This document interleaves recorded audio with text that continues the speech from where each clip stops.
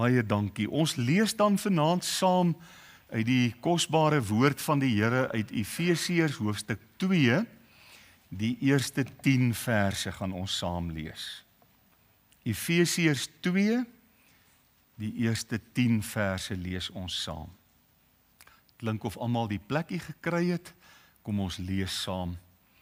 En julle het hy lewend gemaak, wat dood was deur die misdade en die sondes, waarin julle tevore gewandel het volgens die loop van hierdie wêreld, volgens die owerste van die mag van die lig, van die gees wat nou in die kinders van die ongehoorsaamheid werk, onder wie ons almal ook vroeër gewandel het in die begeerlikhede van ons vlees, toe ons die wil van die vlees en van die sinne gedoen het, en ons was van nature kinders van die toorn, net soos ook die ander.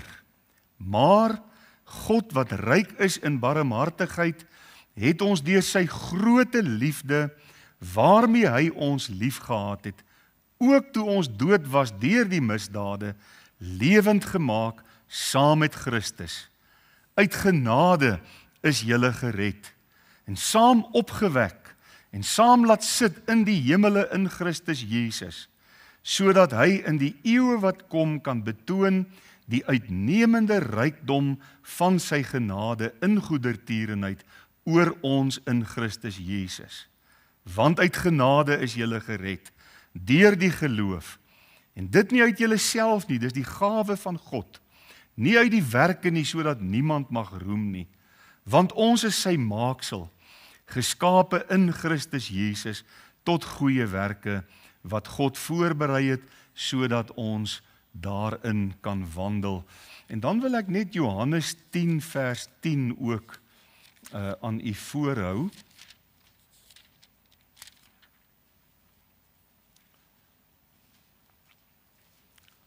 Die Here Jesus sê in Johannes 10 vers 10: Die dief kom net om te steel en te slag en te verwoes. Ek het gekom dat hulle lewe en oorvloed kan hê. Nou ek wil graag vanaand uit hierdie gedeelte met u praat oor die tema van duisternis tot lig.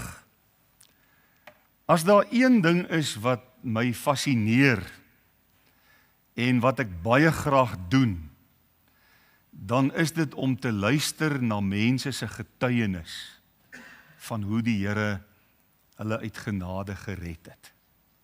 Dis een van die wonderlikste dinge vir my op aarde, om te luister. En ons is altyd so geneig om te luister na die vername mense se getuienisse. En ek dink ons moet meer daarvan maak om ook ons persoonlike getuienisse met mekaar te deel. Dat ons in hierdie gehoor, in hierdie verband, ons getuienisse met mekaar kan deel. As ons daar koffie drink na die diens, dan moet ons probeer om nie oor die rugby te praat nie, want dis gewoonlik nie so baie altyd so lekker nie. Partymal is dit goed, maar ander kere, meeste van die tyd is dit nie so goed nie, as ons nou verloor het, né? Maar dit is baie beter as ons daar kom, dat ons bietjie ons getuienisse met mekaar deel.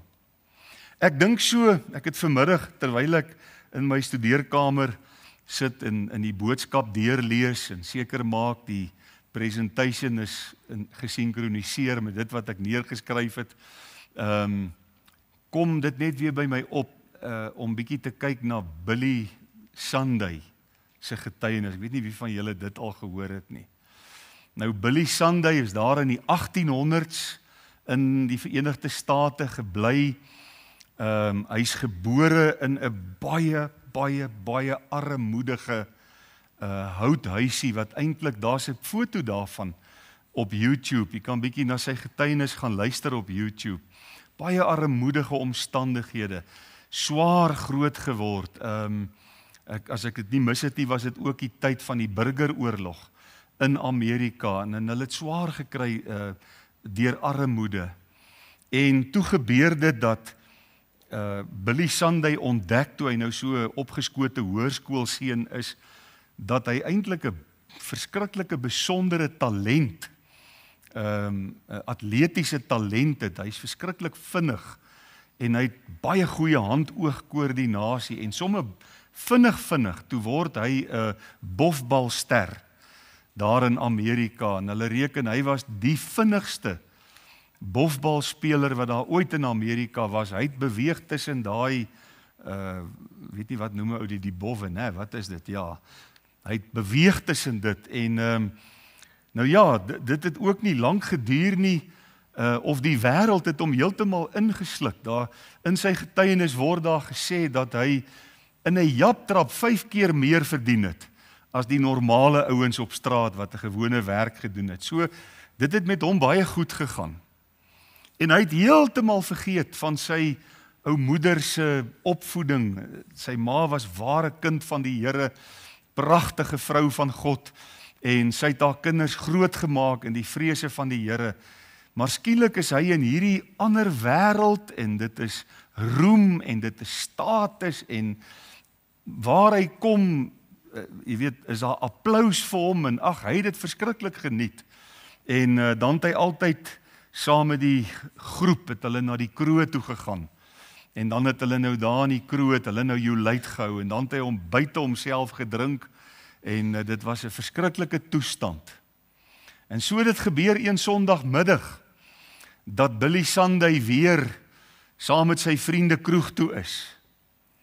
En toe hulle by die kroeg aankom, toe's daar so houtwa, onthou dis die 1800s, so houtwa met The Mission het hulle dit genoem, in 'n groep mense wat staan en liedere sing en dan die evangelie in die straat verkondig. En hoe wonderlik werk die Here dat Billy Sunday die ander vererg hulle vir hierdie mense wat hulle raas, ons wil niks van hulle weet nie, maar dis asof die Heilige Gees iets in Billy Sunday se hart net kom wakker maak het, toe hy weer die ou liedere hoor waarmee hy in die huis groot geword het. En hy hoor die boodskap wat hulle hier verkondig in die straat, wat sy ou moeder in getrouheid altyd met hulle as kinders gedeel het.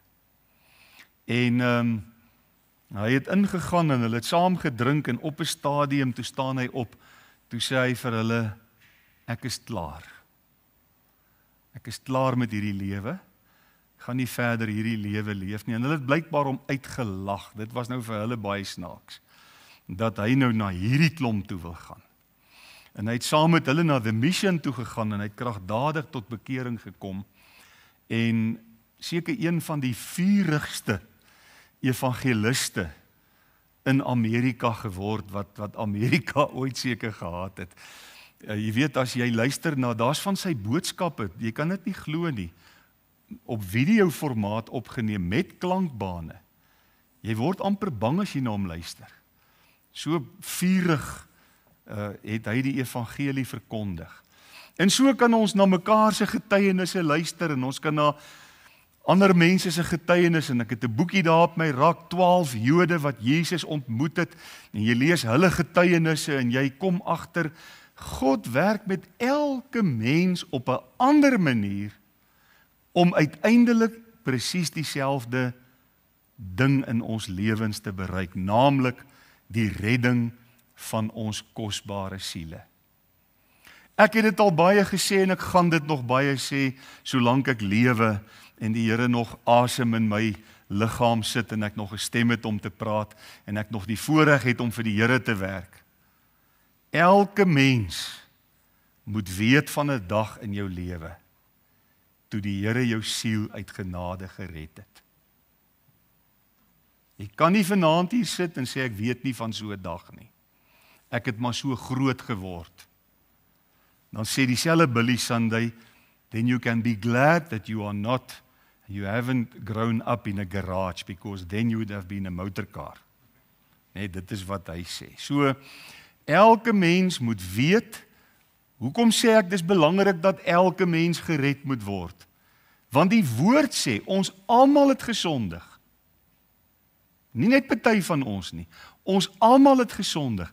En dit, die feit dat ons sondaars is, ontbreek ons aan die heerlikheid van God. Dit beteken, ons het nie deel aan God se heerlikheid nie. En die enigste manier om deel te kry aan God se heerlikheid, jy moet uit genade gered word. Dit wat Efesiërs 2 vir ons dan hier so pragtig beskrywe. Wanneer 'n mens Genesis 1 lees en bestudeer, en ek het vanmôre daar agter daar waar JP nou sit, het ek lekker met 'n ander lidmaat sit en kuier na die diens, en ons praat toe oor die skepping van God, en hoe wonderlik die skepping is, alles wat die Here geskep het, van daardie oomblik toe hy gesê het, laat daar lig wees, en daar gebeur die grootste wonder, die Here maak lig, daar kom lig tevoorskyn. En so is daar baie mense wat sê, ja, jy sien die Bybel is verkeerd, want die Bybel sê God het eers lig gemaak, en later die son, en ons weet mos nou, wetenskaplik, dis die son wat lig gee. God is heeltemal in staat, om eers lig te skep, en dan die draer daarvan, en hom aan te stel. Hy is heeltemal in staat daartoe. Daaroor hoef ons nooit te twyfel nie. Maar Genesis 1 is die verhaal, die wonderlike verhaal van die skepping van God, en dit is so absoluut kosbaar, hoe die Here alles geskep het, en hoe die Here die wêreld van duisternis, en wanorde, wat lees ons, en die aarde was woes en leeg, né? En ons gaan nie nou na die teorieë toe wat daar is nie, kom ons los dit. En die Here het op 'n wonderlike manier, het hy gekom en hy het lewe en lig en orde gebring waar daar wanorde en chaos en woestheid en leegheid was. En dit is vir my so wonderlik wanneer ons Efesiërs 2 lees, dan kom jy agter dat die mens van nature, die verlore sondaar, wat alle mense is voor jou redding, se lewe vergelyk kan word met die skepping daardie tyd, die woesheid en die leegheid en die duisternis, want kyk wat sê vers 1, en julle het hy lewend gemaak, wat dood was, deur die sonde en die misdade. Wie was almal dood in sonde en misdade? Alle mense, nie net party nie. Ons is in sonde ontvang en gebore, en dis daarom so belangrik en vir my kosbaar as jy Efesiërs 2 en Genesis 1 met mekaar vergelyk, die bande wat jy kan deurtrek, net die lyne wat jy kan deurtrek, die vergelykings wat 'n mens kan maak. En sien ons hoe dieselfde God wat daar in Genesis 1 in 'n lewelose aardbol wat woes en leeg was en waar daar duisternis geheers het, hoe hy ook in 'n lewe kan ingryp wat dood is in sonde en misdade. 'n Lewe wat net soos die skepping daardie tyd woes en leeg is as gevolg van die sonde. En hoe God, soos wat hy daar geskep het, ook in 'n menselewe 'n herskepping kan kom doen. Nou, geliefdes, ons moet een ding vanaand vir mekaar sê. Almal se redding is nie dieselfde nie. Ek dink daardie persoon wat 'n rowwe lewe geleef het en wat gruwelike sondes gedoen het, het 'n baie meer radikale ondervinding van redding as daardie persoon wat in die kerk groot geword het, in die sonndagskool was en 'n godsdienstige mens was en selfs probeer het om 'n goeie lewe te leef, nê? Maar albei moet gered word. Albei moet by die Here Jesus uitkom. Dit is so ontsettend belangrik. En dis asof die Here ook in 'n sondaar se lewe kom ingryp op grond van Jesus se kosbare bloed wat hy aan die kruis gesterf het, en asof hy ook in daardie donker, duister hart kom sê, laat daar lig wees. En dan word jy weer gebore, en jy ontvang die lig van God. Jy word herskep, jy word nuut gemaak in Christus, die herskepping, die skepping van 'n nuwe mens. En as iemand dan hierdie lewe waarvan Jesus in Johannes 10 vers 10 sê, ek het gekom dat julle lewe en oorvloed van lewe kan hê. As 'n mens daardie lewe ontvang, dan is dit 'n teksvers wat ek graag aanhaal en wat ek nog baie gaan aanhaal en waarvoor jy asseblief nooit moet moeg word nie. 2 Korintiërs 5 vers 17. Daarom as iemand in Christus is hy of sy 'n nuwe skepsel. Kan jy sien, daar het 'n skepping plaasgevind. 'n Herskepping. Die Here maak van jou 'n nuwe mens. En soos die ou man daar in die Kaap gesê het, die Here is nie in die panel beating business nie. Hy maak 'n nuwe mens, né? Hy kom herskep jou, hy maak jou 'n splinter nuwe skepsel. As iemand in Christus is, hy 'n nuwe skepsel. Dan sê hy, die ou dinge het verbygegaan. En dan 'n woordjie wat ons nooit moet mislees nie. Kyk, alles het nuut geword. Kyk, jy sal dit sien in iemand se lewe wat die Here Jesus gevind het. Nou ons gaan kyk na 3 gedagtes vanaand onder hierdie tema. En die eerste is die ou toestand, die ongeredde toestand, die toestand van duisternis, die toestand van chaos, die toestand van woestheid en leegtyd. Al is jy godsdienstig, al het jy in die kerk groot geword, iewers moet jy ontdek dat jy verlore is. Iewers moet jy ontdek dat jy die Here Jesus se kruisdood nodig het om uit genade gered te word. Nou in Genesis 1 vers 2 word die aardbol beskryf en die aarde was woes en leeg en duisternis was op die wêreldvloed. Terwyl in Efesiërs 2 vers 1 tot 3 staan daar, en julle wat dood was in julle sonde en misdade het hy lewend gemaak, waarin julle tevore gewandel het volgens die loop van hierdie wêreld. O, as 'n mens die Here Jesus nie ken nie, dan wandel jy in jou toestand van sonde. Jy leef in jou toestand van sonde. Selfs die godsdienstig verlorene, volgens die owerste van die mag van die lig, die duiwel, né? Van die gees wat nou in die kinders van die ongehoorsaamheid werk, onder wie ons almal ook vroeër gewandel het. Hier's dit weer. Onder wie ons almal, nie net party nie, vroeër gewandel het, in die begeerlikhede van ons vlees, toe ons die wil van die vlees en van die sinne gedoen het.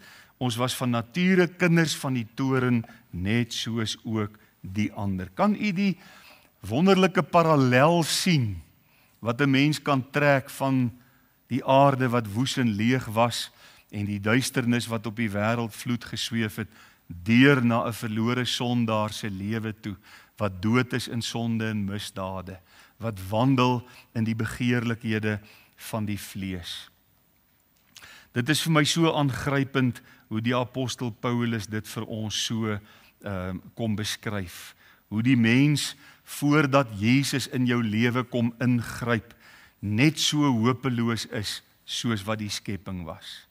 Net so in duisternis lewe soos wat die skepping in duisternis was. 'n Toestand van doodsheid. Daar's nie 'n verhouding met die Here nie. Daar's nie lewe nie. Ja, jy sal, as die duiwel dit kan regkry om jou op hierdie manier besig te hou, sal jy hypergodsdienstig wees. Die duiwel het geen moeilikheid met godsdienstige mense nie. Hy sê jou godsdienstig hou en hy sê jou laat glo dat jou godsdiens jou hemel toe sal laat gaan. En hy sal alles doen in sy vermoë om jou net van 'n ontmoeting met die Here Jesus af weg te hou. Daardie ontmoeting wat so lewensnoodsaaklik is. Die woord sê dan die natuurlike mens, die mens wat nog nie gered is nie, kan die dinge van God nie verstaan nie. En dis hoekom jy baie keer kry jy iemand wat baie godsdienstig is, gereeld kerk toe gaan, baie Bybel lees, baie bid, maar kan die dinge jou red? En dan praat jy met so 'n persoon, dan sê die persoon vir jou, weet jy wat, ek lees die Bybel, maar ek verstaan niks. Die Bybel is vir my 'n dooie boek. Dit maak nie vir my sin nie. Tot op daardie oomblik as die Here kom ingryp in jou lewe en hy die werk van wedergeboorte kom doen, dan skielik is dit of daar 'n lig uit die Bybel uit vir jou oopgaan.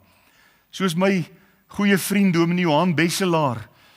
Hy het 'n redelike rowwe lewe geleef. Hy sal nie omgee dat ek dit vertel nie. As hy getuig, dan vertel hy dit self. En die dag toe die Here hom red, hy sê dit was net asof niemand het vir hom gesê, nou moet jy Bybel lees nie. Hy het net hierdie behoefte gehad, hy wil nou Bybel lees. En hy het sy Bybel gevat en toe maak hy sommer daar by die Psalms oop en toevallig is dit toe Psalm 119. So dis die eerste keer wat hy en toe sit hy en hy lees Psalm 119 deur. En hy lees dit nog eenmaal deur en skielik snap hy maar hierdie Psalm gaan oor die woord en die wonder van die woord. En hy het daai Psalm in daai eerste week deurgewerk en merkies gemaak en notas gemaak en gesien, weet jy, as ek die woord in my hart bære, sal ek teen die Here nie sondig nie. Hoe kan 'n jong mens sy lewe suiwer hou? Deur dit te hou na die woord. Die opening van die woord gee lig, dit maak die eenvoudiges verstandig. Dis die trant van Psalm 119, van begin tot einde. So dit is net wonderlik dat wanneer die Here kom ingryp in 'n mens se lewe, dan bring hy 'n einde aan daardie doodsheid. Die dooie mens word vervang met 'n lewendige mens. Die duisternis word vervang met lig. Dood word vervang met lewe. Geestelike lewe, lewe in Christus. Lewe wat, daar's geen beter lewe as die lewe wat 'n mens in Christus het nie. En u weet so goed soos ek vanaand weet, dat voor daardie oomblik in 'n mens se lewe, is daar geen behoefte in jou lewe na die Here nie, daar's geen beweging na God se kant toe nie, daar's nie lig nie, daar's algehele duisternis, geen hoop nie, jy's opgelyn vir die ewige verdoemenis. As jy in daardie toestand sterf, sonder om 'n ontmoeting met Jesus te hê, sonder om weergebore te word, dan gaan jy die ewige verdoemenis tegemoet. Terloops, dis waarom Jesus in Johannes 3, as hy oor wedergeboorte praat, dit in die negatief stel. Het jy al opgelet? Het jy opgelet wat sê Jesus? As iemand nie weergebore word nie, kan hy die koninkryk van God nie sien nie. Dit al opgelet. Weet jy, as Jesus dit in die positief gestel het, luister gou die verskil. As Jesus dit positief gestel het en daar het gestaan, as iemand weergebore word, kan hy die koninkryk van God sien. Dan kon dit ander moontlikhede ook oopgehou het. Dan kon jy gesê het, goed, wedergeboorte, wat nog? Maar nou dat hy dit in die negatief stel, as iemand nie weergebore word, kan hy nie die koninkryk van God sien nie. Dit sluit alle ander moontlikhede, sluit dit uit. Godsdienstigheid, goeie werke, wat ek ook al probeer om die ewige lewe te verdien, is alles uitgesluit. Daar's net een weg en dis die weg van wedergeboorte. Jy moet, soos Efesiërs 2 vers 1 sê, julle het hy lewend gemaak. So die ou toestand, chaos en dood, duisternis, leweloosheid, chaos, wat ons dit ook al wil noem, woestheid, leegheid, dit alles is die toestand waarin die mens verkeer voordat jy met God 'n ontmoeting het. Maar die tweede ding wat ons in hierdie perikoop sien, is God se genadige ingryping. En dis genade. Kan enige een van ons dit verdien? Kan enige een van ons na die Here toe gaan en sê, Here, weet u, ek is so 'n oulike ouetjie. Ek is so 'n mooi mens. dat ek verdien dat U my moet red? Is daar 'n mens wat vir die Here dit kan sê? Nooit. Dis absolute onverdiende guns, God se genadige ingryping, onverdiend. In Genesis 1 vers 2b en 3 lees ons, en die Gees van God het gesweef op die waters, en God het gesê, laat daar lig wees. En daar was lig. Hoe sê iemand eendag? Dit moes 'n Big Bang gewees het. Toe die Here dit gesê het. Nie die Big Bang Theory nie. Maar dit moes 'n geweldige oomblik gewees het. Kan jy dink die stem van God in hierdie toestand van duisternis, in hierdie woeste leegheid, kom hierdie almagtige stem en hy sê net hierdie woorde, laat daar lig wees en boem. Daar is die lig. Wat lees ons in Openbaring van die nuwe hemel en die nuwe aarde? Die son sal daar nie meer wees nie, want God self sal die lig wees in die nuwe Jerusalem. En daar sal geen nag meer wees nie. Jammer vir almal van ons wat so lief is vir slaap. Ek weet nie of ons gaan slaap in die nuwe hemel en op die nuwe aarde nie. Maar weet jy wat? Gestel ons gaan nie slaap nie, gaan ons dit ook nie mis nie. So wonderlik gaan dit wees, so heerlik gaan dit wees. God self is die lig in die nuwe hemel en die nuwe aarde. So kan u sien in Genesis 1 vers 2 en 3, en God het gesê. Nou nadat Paulus hierdie hopelose toestand beskryf in die eerste 3 verse, ons is dood in ons sondes en misdade, ons wandel volgens die begeerlikhede van ons vlees, volgens die owerste, almal het vroeër so gewandel, ons doen die wil van die vlees, ons is vir nature kinders van die toren, ook soos die ander, hierdie verskriklike toestand, dan volg daar 2 woorde, die mooiste 2 woorde in die hele Bybel. Maar God. En dit is die wonder. Maar God, wat ryk is in barmhartigheid, het ons deur sy groote liefde,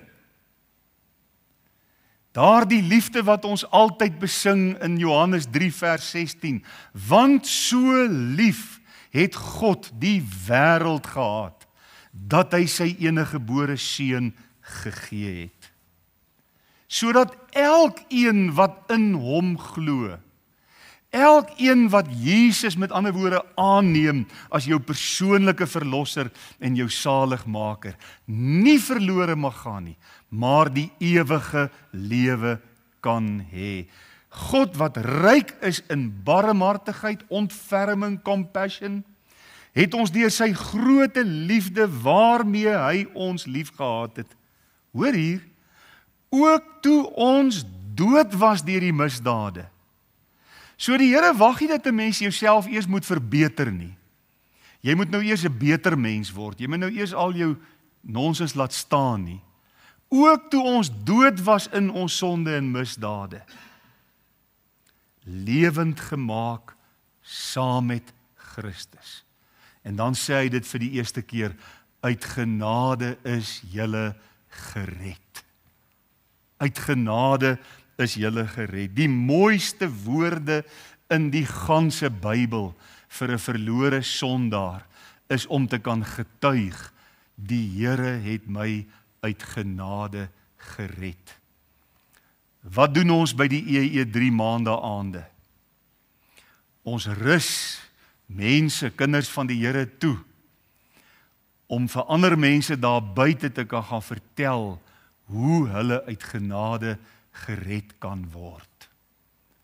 Dit is 'n wonderlike hulpmiddel, dit is 'n wonderlike gereedskapstuk wat 'n mens in jou hande kan ontvang om met mense te gaan praat dat hulle ook die sekerheid kan kry dat hulle uit genade gered is.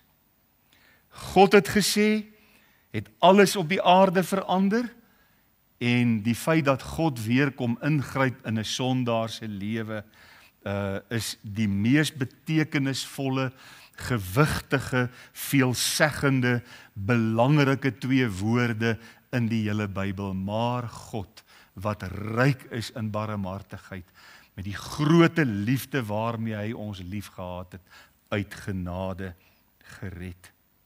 Weet jy dat hierdie twee woordjies, maar God, onderstreep, of ja, wat sal ek sê, word die genade van God word vir sondaars uitgespel, dit word onderstreep. Eintlik basuin dit God se liefde vir ons uit. U kan vanaand na hierdie 2 woorde luister, daai 2 lewensveranderende woorde, maar God, en dan kan u sê, dit spel God se liefde vir my uit. Hy het sy seun ook vir my gegee. Jesus, u kan dit met sekerheid vanaand weet. Jesus het ook sy lewe aan die kruis vir my afgelê. Nie net vir die ander mense wat hier sit nie. Dit is so belangrik om te ontdek, dit is ook vir my. Hy het ook vir my gesterf. En dit onderstreep al die teksverse in die Bybel wat uitspel dat God sondaars liefhet en hulle graag wil red. Daar in die Ou Testament, in Esegiel 18 vers 23, vra die Here die vraag aan Esegiel, het ek dan miskien behaag in die dood van die goddelose? Is dit my begeerte dat die goddelose mense moet vergaan en hel toe moet gaan en moet sterf in hulle sondes en in hulle misdade? Spreek die Here, nie liewer daarin dat hulle bekeer van hulle weë en lewe nie? Dis 'n Ou Testamentiese boodskap. In die Ou Testament wou die Here al hê dat mense, goddelose mense, sondaars, hulle tot die Here moet bekeer en gered moet word in sy groot genade. 1 Timoteus 2 vers 3 en 4, ek het dit al vir u geleer, né? As jy kan tel, kan jy die teks onthou. 1, 2, 3, 4, sit jy Timoteus daarin. 1 Timoteus 2 vers 3 en 4, wat sê dit? Want dit is goed en aangenaam voor God ons verlosser. Hoor, hoe spreek hy die Here daaraan? As ons verlosser. Dan sê hy dit positief. Wat wil hê? Wil die Here hê dat mense gered moet word? Hier staan dit. Dit is goed en aangenaam voor God ons verlosser. Wat wil hê? Dat wie? Alle mense, nie alle uitverkorenes nie, dan sou die Here dit hier geskryf het. Wat wil hê dat alle mense gered word en tot kennis van die waarheid kom. As ek hier inlees, alle uitverkorenes, dan verdraai ek die woord. Die Here wil alle mense red. Hy het alle mense lief. Alle mense is na sy beeld geskep en alle mense het in sonde geval en so lief het God die wêreld gehad dat hy sy seun gegee het sodat elkeen wat in hom glo nie verlore mag gaan nie. 2 Petrus 3 vers 9 wat ons onlangs behandel het in ons reeks oor 2 Petrus. Die Here vertraag nie die belofte van sy wederkoms so sommige dit vertraging ag nie. Maar hy is lankmoedig oor ons en wil nie hê dat sommige moet vergaan nie, maar dat almal tot bekering moet kom. Dis die hart van die Here. Daarom staan daar hier geskryf, maar God, wat ryk is in barmhartigheid.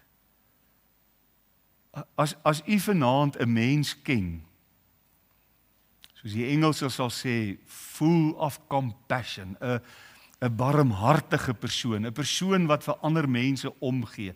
En u sou sê, daai mens wat ek ken, is die mees barmhartige mens op die aarde. Hy of sy gee vir almal om. Hulle het 'n groot hart. Dan kan u vanaand weet, God se hart is nog groter. Hy's 'n barmhartige God. Sy liefde is so ryk. Die liefde waarmee hy sondaars liefhet.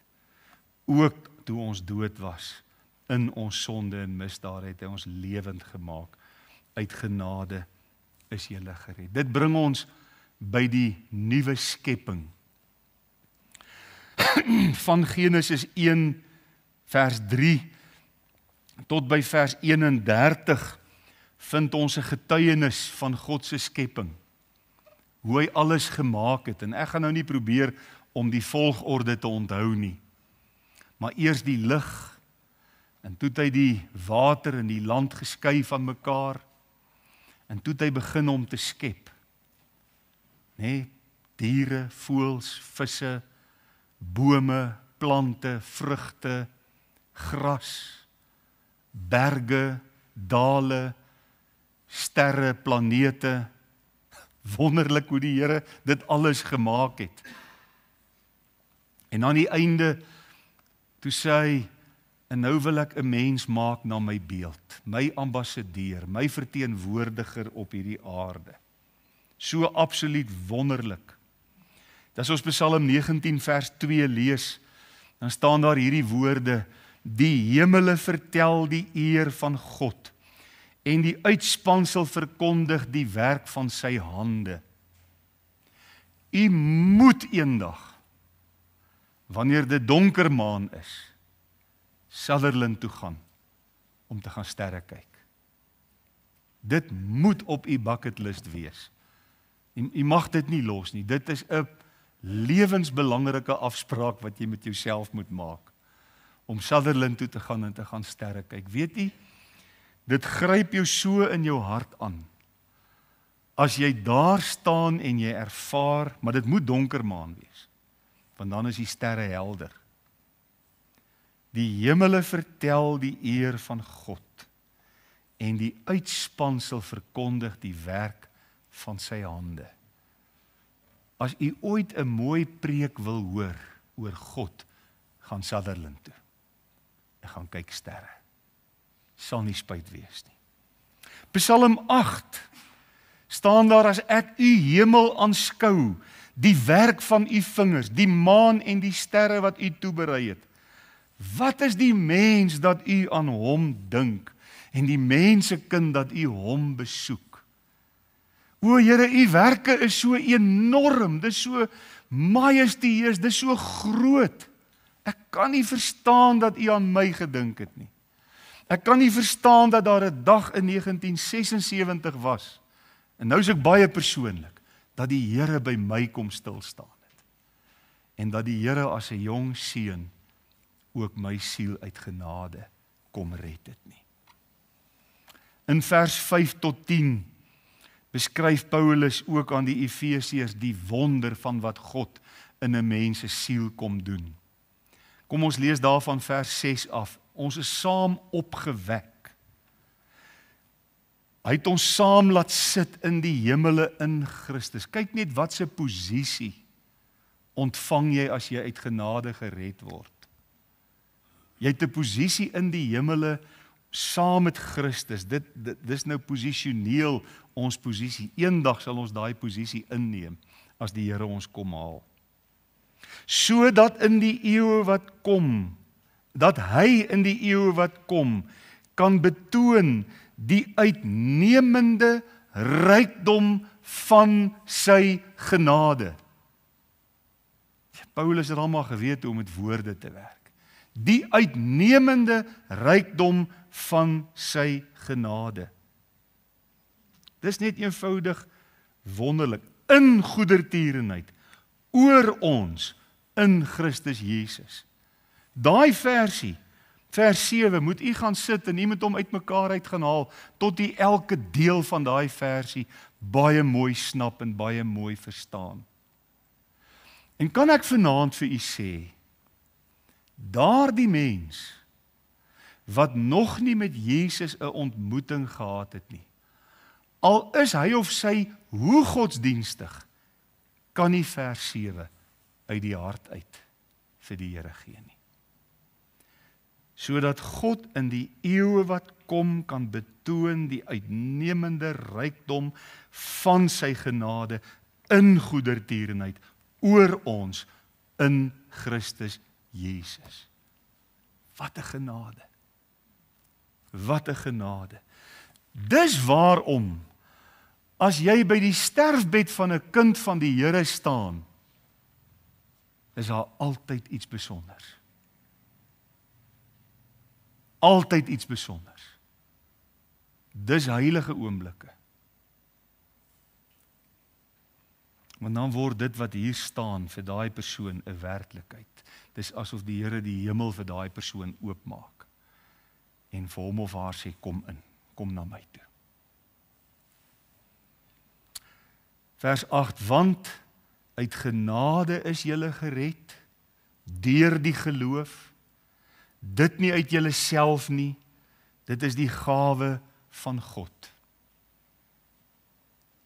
Dis nie omdat ons iets doen dat ons gered word nie. Ons kan niks doen om gered te word nie. Dis uit genade deur geloof, dis 'n gawe, dis 'n geskenk wat die Here aan iemand gee. En wat ons moet doen, is om daai geskenk te ontvang.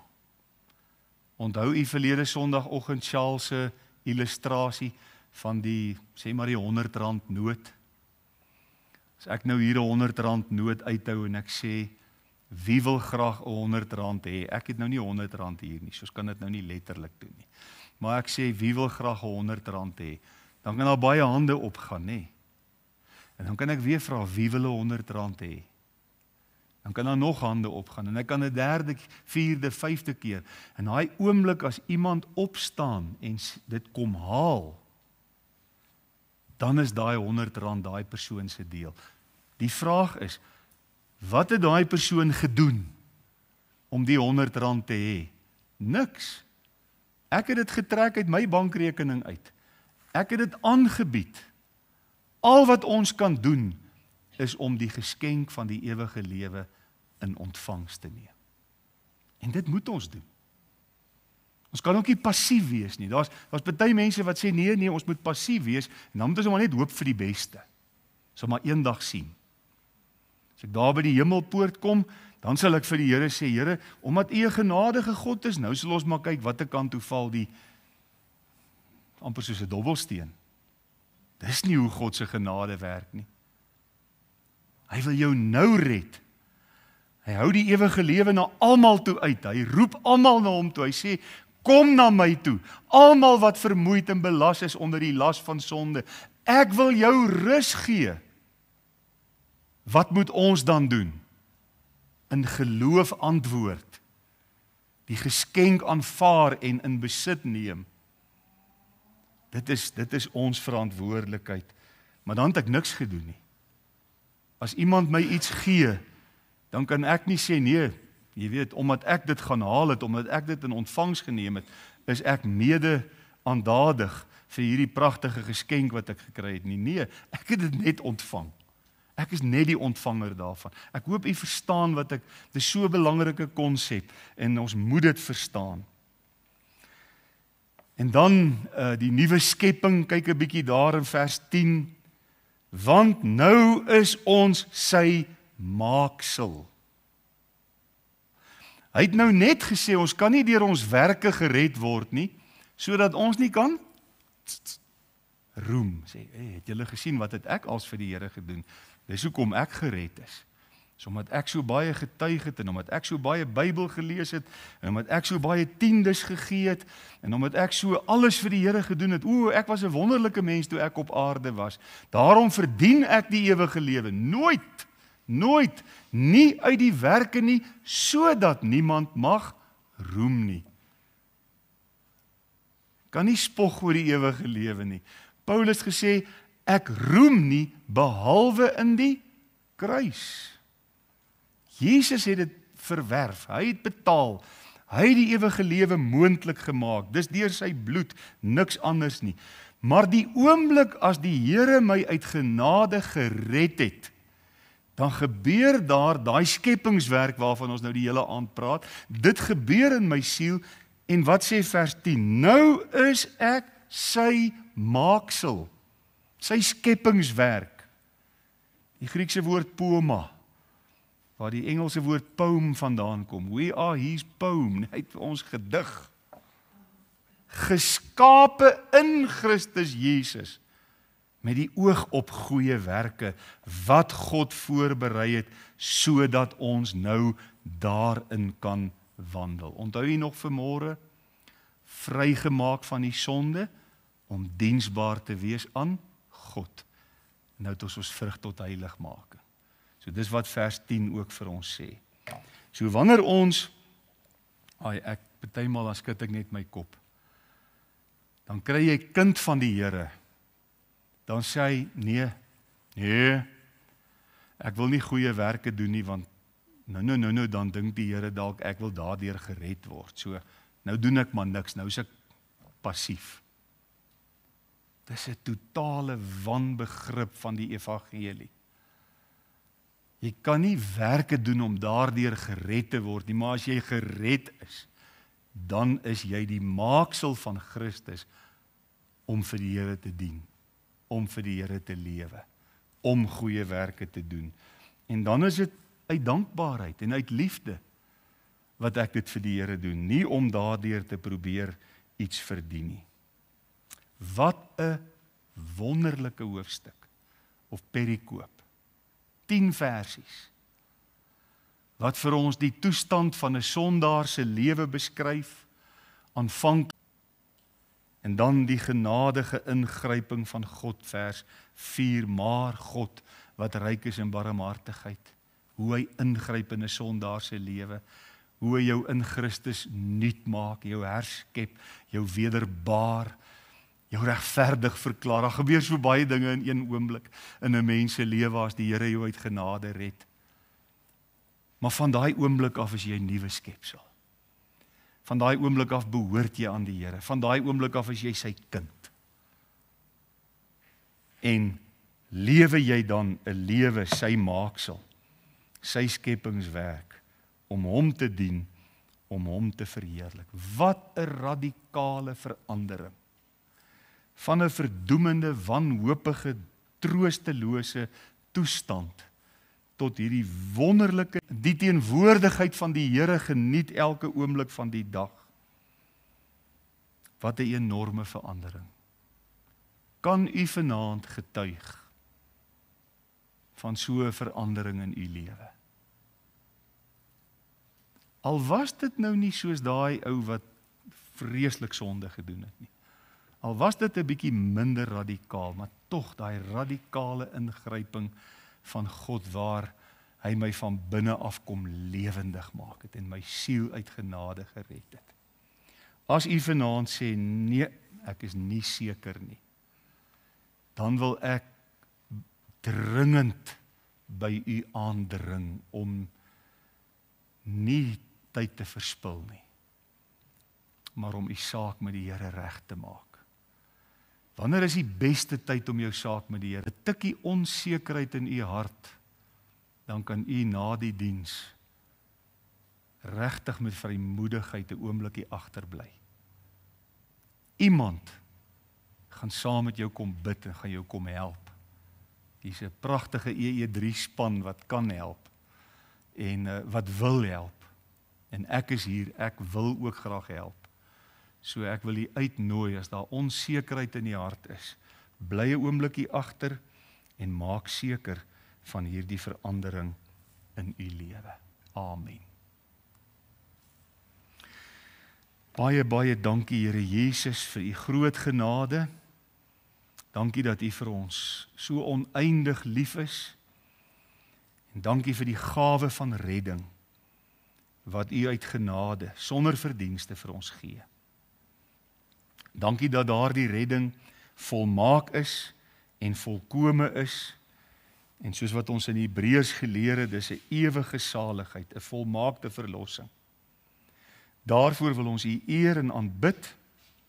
En ek wil vra, Here, As daar vanaand iemand is wat sy of haar saak met die Here wil regmaak, al is dit net een persoon, al is dit 10 persone in hierdie gehoor, dat daar nie hierdie saak nie ligtelik opgeneem sal word nie, maar dat so iemand regtig vanaand net 10 minute sal uitkoop en sal sê, ek bly vanaand agter, ek wil die sekerheid in my hart hê, dat ek aan die Here behoort. Ons bid dit in diepe afhanklikheid en in Jesus se kosbare naam. Amen.